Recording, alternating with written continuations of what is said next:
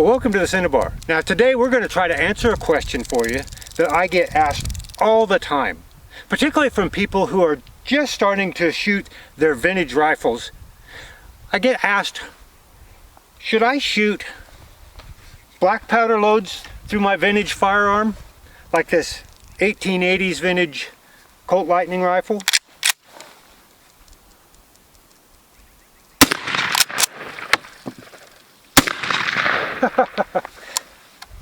Or should I shoot smokeless ammunition through my vintage firearm, like this 1880s vintage 1873 Winchester?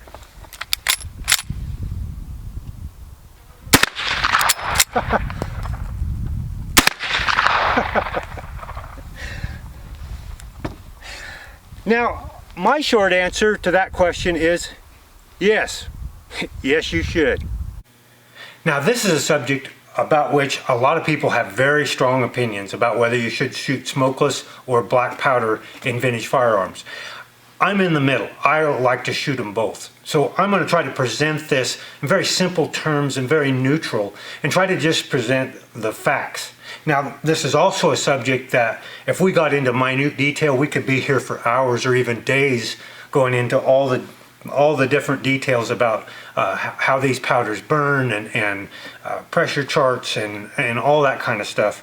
I'm really going to try to simplify this. This is more of a beginning lesson on this subject, and I'm sure there'll be people that watch it that will write in volumes and books on the comments about, well, you should have brought this or this up. But we're trying to make this simple for those folks who are first getting their exposure to this and maybe are not getting the best information. So let's get right into it about the differences between the smokeless and the black powder. Now, it'd be really, really easy to compare these if we had, say, smokeless powder in one can,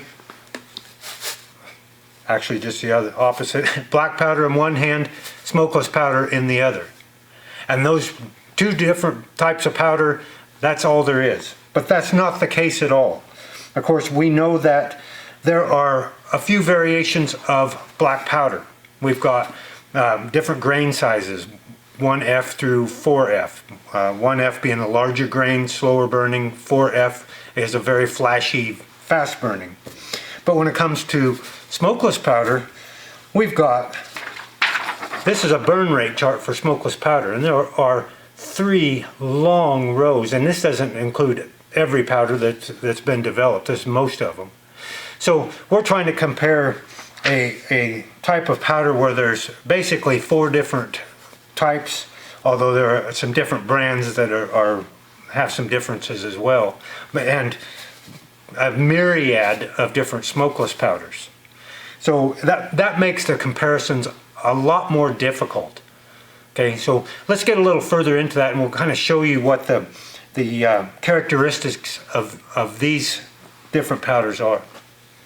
Now, before we start talking about the burn characteristics of the different powders, it may be valuable to demonstrate just how differently they burn when in the open air. So we've got 2 little piles here of the same volume of smokeless powder, which would be on your right, and black powder on your left. Now let's see how differently they react when we light each of those little piles.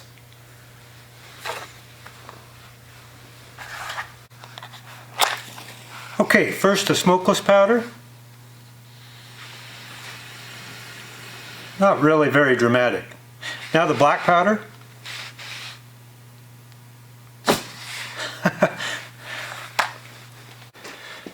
Now, as we saw from that demonstration, black powder burns very, very rapidly.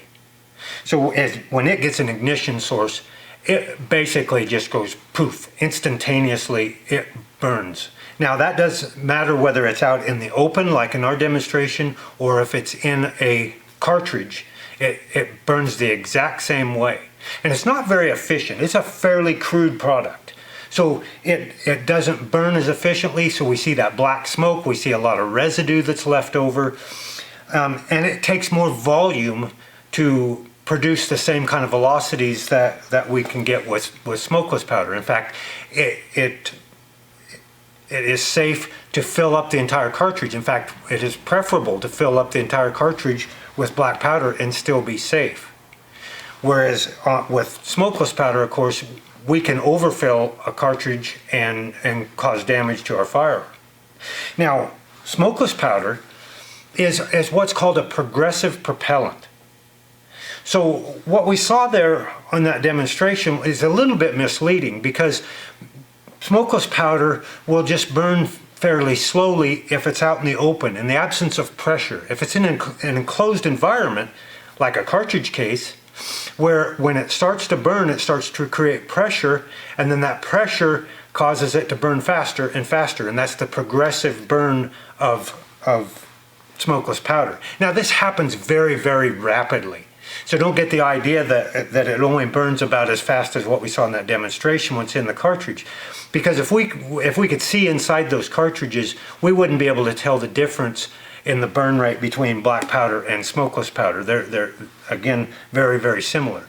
The black powder, of course, because it instantaneously burns, it doesn't have to build pressure. It creates pressure faster. Okay, so the smokeless powder is a little bit slower, but just a minute amount to get up to full pressure. Now, of course, smokeless powder is much, much more efficient in the way that it burns. So we don't need as much of the smokeless powder to get the same velocities that we get with a full case of black powder. And therein lies a lot of why people have an issue with using smokeless powder in black powder firearms, because if you were to fill a case up with smokeless powder, most smokeless powders, in fact nearly all smokeless powders, in a black powder type firearm, you would damage the gun. And in some cases, if you use a fast enough burning powder, you may even detonate the gun, a catastrophic failure. So there's the big difference there, is that you have to know what you're doing, you have to know what your loads are and what kind of pressure they make to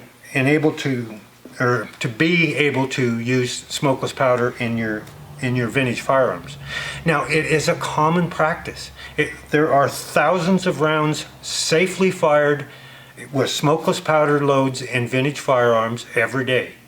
So I get a lot of calls from people asking me, I just got this 1880s Winchester, Colt, or whatever, and I'm being told by my buddy I can't shoot smokeless powder in it. And it's just not the case. But you can't shoot just any smokeless powder load in it. And we've talked a little bit about that in some of our previous episodes, but we're gonna really go into pressure curves now and the speed of the powders and that type of thing now to give you a lot better idea of what is safe and what isn't safe to shoot in your vintage firearm. So this is an example, a hand-drawn example of pressure curves for black powder loads and a smokeless powder load that is loaded to the same peak pressure as the black powder load. And this is an exaggeration for sure, but so we see a very rapid rise in the black powder pressure, and that's what we talk about when we talk about the bump up effect, when we're bumping up the back end of a lead cast bullet. It hits it very quickly and obdurates that bullet into the grooves in the rifling. Now, this blue line, of course, is showing the smokeless, and we see it takes off a little slower and then is progressive in its burn rate. It actually should be maybe a little more progressive than that even. But then it hits about the same peak pressure just a little bit later, and we see it then tailing off as it goes down the barrel. Now, it isn't the case, and a lot of people misunderstand this about smokeless powder, because it is a progressive burning powder that for some reason that it doesn't hit peak pressure till the projectile somewhere halfway down the barrel or something. It happens very, very quickly, just like the black powder, but just not quite as fast as that black powder bump up. Now, this is kind of a generic pressure curve. Now, a fellow by the name of Sherman Bell years ago did a lot of tests with black and smokeless powder in shotguns, and he published those in the Double Gun Journal many years ago under a series called happened to see for myself, or something to that effect. Finding out for myself, Sherman Bell. And these were between 1999 and 2002. And what he found in pressure testing black powder and smokeless powder of the same peak pressure was that the pressure curves were virtually identical. You overlay them one right out over the top of the other, and they looked virtually the same. Now the difference is going to come in when we used a faster or a slower burning smokeless powder, and how much of a charge we put in it. And so let's get to that. Now we're back to our smokeless powder burn rate chart. And if you notice, I've got Alliant 2400 underlined in red here. And Alliant 2400 is generally considered the similar burn rate to black powder. Now I don't necessarily agree with that characterization. I think it would be more accurate to say that Alliant 2400, when loaded to the same velocities as a black powder load, will produce the same pressure. Okay, so say if we're using something like 4440 and the black powder loads are producing 1300 feet per second, if we put enough 2400 into that case to produce 1300 feet per second, we would expect to see the similar peak pressure to black powder. Now it's a little surprising, because if we look at 2400, it's in the top third or so of burn rates in the smokeless powders. Now if we look down here, I've got some hash marks by some other powders, and so we've got 4227, 4759, 5744, Reloader 7, 4198. These are all powders that are very, very commonly used smokeless powders in old black powder type cartridges. So if we were to load these in to those black powder cartridges at the same velocities as their black powder counterparts, we would expect to see even less peak pressure. And now that, I'm sure that's going to surprise some people, because we've had it drummed in our heads that smokeless powder produces more pressure than black powder. That's not the case if they're loaded to the same velocity. Now there's still room in the case here. Where a black powder charge fills the case up, we've still got lots of room here. So we could load these up, produce a whole bunch more velocity and a whole lot more pressure. But if we were loading to those smokeless powder velocities, we're going to produce even less pressure than the smokeless powder loads. Now let's go back to our pressure curve chart, and we're going to use a smokeless powder 5744. And remember from our burn rate chart that this is slower than 2400. So if we're trying to replicate the velocity of our black powder load, say in this case we'll use 1300 feet per second. That's what our black powder load produces. We're going to try to produce that same velocity with 5744. Now since it's slower burning than 2400, we would expect the curve to look something like this. So to create the same velocity as the black powder load, we're actually going to create less pressure than the black powder load itself. And that may be surprising to some people. Now, the reason we consider black powder loads safer is that this is a full case of black powder. In fact, it's a full case that's been compressed some, or should be. So we can't overcharge that. That's as fast as we're going to get it to go. But we maybe only have a half a case, or maybe a little more than half a case of 5744. So there's a lot of room to put in a whole bunch more powder. So we potentially, if we're chasing more velocity, we can create a pressure spike way up here that's way beyond the safe levels, even for modern reproduction firearms. Okay, now there is a situation where we can undercharge both black powder and slow burning smokeless powders and cause a detonation that can destroy our firearm as well. We're not going to go deeply into that, but if you leave an air gap in your black powder, it can cause that kind of a dangerous situation. And if we undercharge slower burning smokeless powders by a lot, we can cause that same kind of situation and create explosive pressure spikes. So you just need to be aware of that potential if you're hand loading either smokeless or black powder rounds. Now, for the purposes of this discussion, we're talking about cartridge rifles. We're not getting into handguns or muzzle loaders or the use of fillers. There's a variety of different topics that are discussions for another day. But I will say this about handguns. If you want to load for, say, a handgun rifle combination, say your Colt Single Action Army and 4440 and your Winchester 73 and 4440, load to the safe level of your revolver if you're going to use it in both guns. And I think that's just common sense that most of you would understand.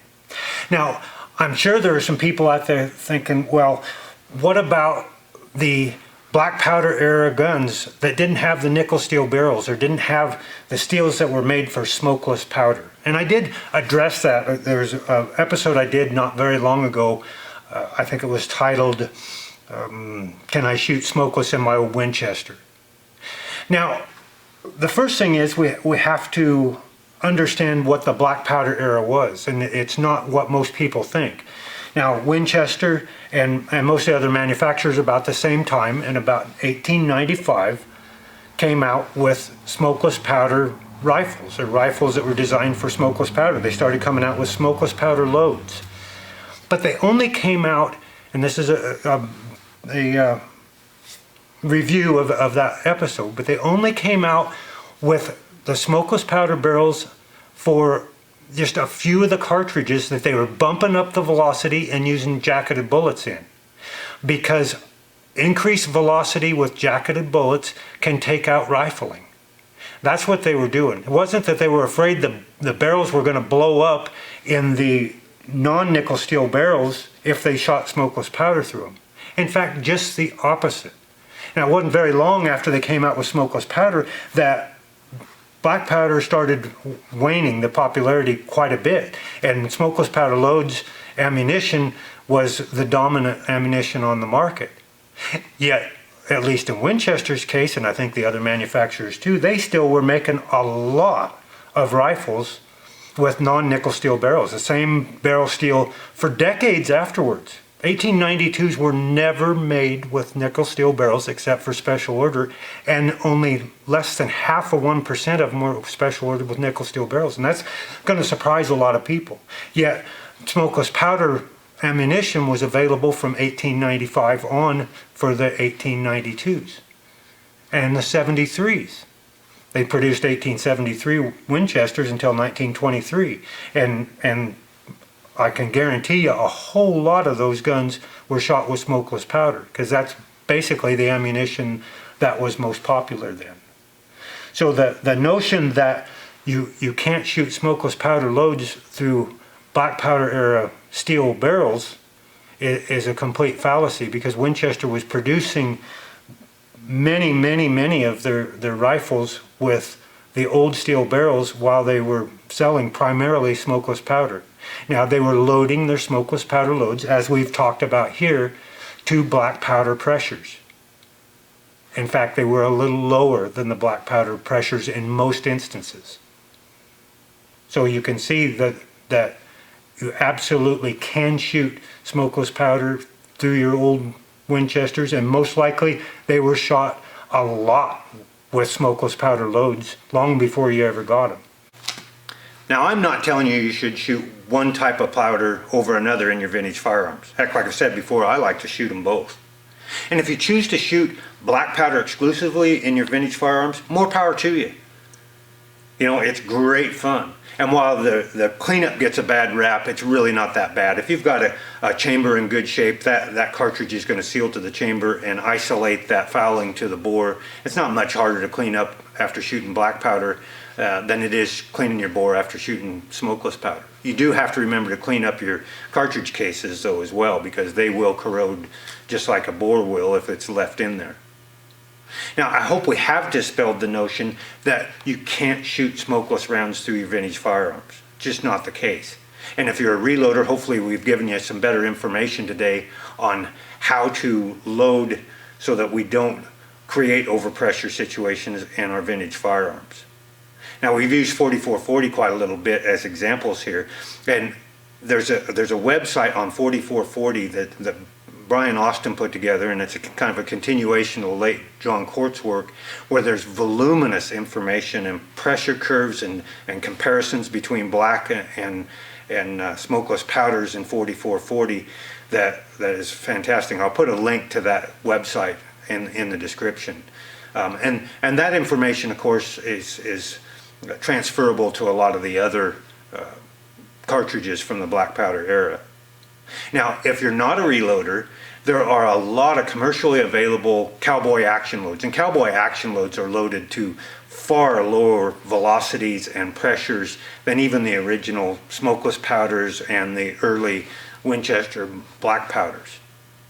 Now, even if we're talking about Winchester's ammunition of today, say we'll use 4440 again, they're loaded to a much lower velocity and pressure than the early Winchester, both black powder and smokeless powder rounds. Now, you do have to be careful because not all commercially available ammunition is suitable for your vintage firearms. So there are, particularly 4570, we've got a lot of newer 4570 chambered rifles with much better steels and stronger actions, that we've got some loads out there commercially available that I wouldn't shoot in a really old firearm, say a 86 Winchester or a 81 Marlin or some of those type of rifles. So you do have to be a little careful on some of the commercially available ammunition. Now, Buffalo Arms up in Idaho, they produce some vintage rounds, but they clearly mark on them, these are for modern reproductions only, and these are for originals. So keep an eye out if you're buying commercial smokeless powder, because there are some that aren't suitable for your originals.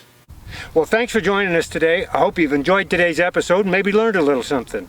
And now that you know what kind of ammo you want to shoot, it's just a matter of getting out there and shooting them.